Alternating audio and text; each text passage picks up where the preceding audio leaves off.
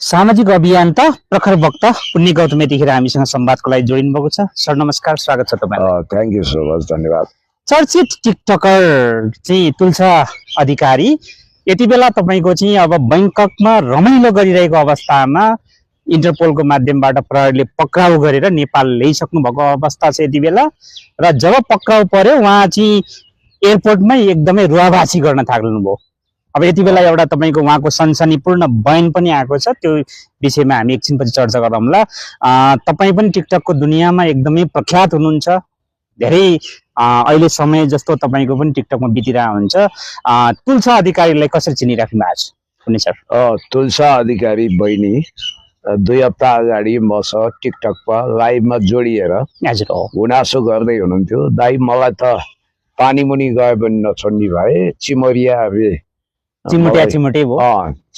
चिमोटे छन्, म के गरौँ भन्दै थिएँ। मैले भने बहिनी तिम्रो विषयमा देशभक्त बर्दिवाल नेपाल प्रहरीले परिपक्व अनुसन्धान गरेको कुरा बाहिरियो। अब तिमीले गरेको रहेछ भने स्वीकार्नु पर्यो, नगरेको रहेछ भने पनि तिमीले लिगल प्रोसिडियरबाट जानुपर्छ। तिम्रो नाममा सम्पत्ति शुद्धिकरण र जालसाजी र आपराधिक लाभ ठगीको केस दर्ता गर्दैछ। तिमी चाइना हुँदै कहाँ छौ, खुरक नेपाल आएर सरेन्डर गर भनेको थिए हो र भन्दै थिइन्।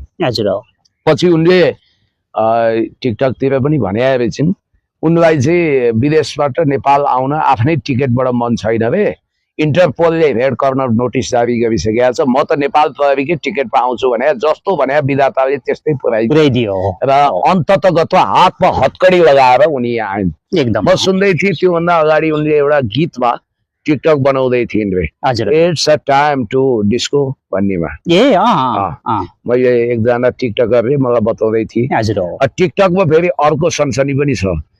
अब हो तुलसा अधिकारीलाई इन्टरपोलको रेड कर्नर नोटिसबाट ल्याउनु पर्थ्यो, त्यो बेग्लै कुरा हो एकदम। तर ल्याउनु पर्ने प्रमुख पात्र जीवी राईलाई किन ल्याएन? आकाश दुई पताल यत्र तत्र सर्वत्र 3 तिर्वक 14 वन जताततैबाट खोजेर भने पनि उनलाई ल्याउनु पर्ने हो। प्राथमिकतामा जीवी राई नपरेर टिकटकर किन परिन् भन्नेहरू पनि छन्। ल्याउनु त दुवैलाई पर्थ्यो होला, ठिक छ, रुनु पर्ने कारणै छैन। यो सब कर्मको फल हो बहिनी, किनभने तिमीले हाँस्ने कर्म नै गरेर रहन्छौ। यसो बुझ्दा तिम्रो जीवनको कर्मले तिमीलाई त्यो ठाउँमा पुर्यायो। तिमी कुनै नर्कमा छैनौ, शैतानहरूको बिचमा छैनौ। तिमीलाई त्यहाँ महिला सेलमा महिला कस्टडीमा राखिन्छ, अनुसन्धान गरिन्छ। पछि मुद्दा अभियोजन भएपछि तिमीलाई पूर्वपक्षको लागि थुनामा पठाउने या बाहिर ल्याउने भन्ने तय हुन्छ। तिमीले विगतमा हनी ट्यापको आरोप खेप्यौ, करोडौं रुपियाँको सम्पत्ति कमायो, त्यसको स्रोत खोजेर त त्यो विषयमा त नेपालको कानुनले भलै मलाई जुनसुकै समस्या पार्न सक्छ भनेर सोच्नु पर्दैन एकदम। अनि चिमरिया अलरेडी विवाहित थिए, उनीसँग रसरङको सम्बन्ध बनाउनु हुन्थ्यो। हुन त एक पक्षीय कुरा हामी गर्दैनौँ। चिमरिया कति गलत तिमी कति गलत भन्ने पनि आउला।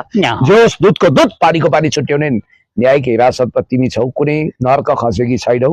अब तिमीले कानुनमा सघाउ गर, आफ्ना वकिलहरू राख, स्ट्रङ हौ एकदम। हुन त तिम्रो एउटा बयान पनि आएको रहेछ बहिनी।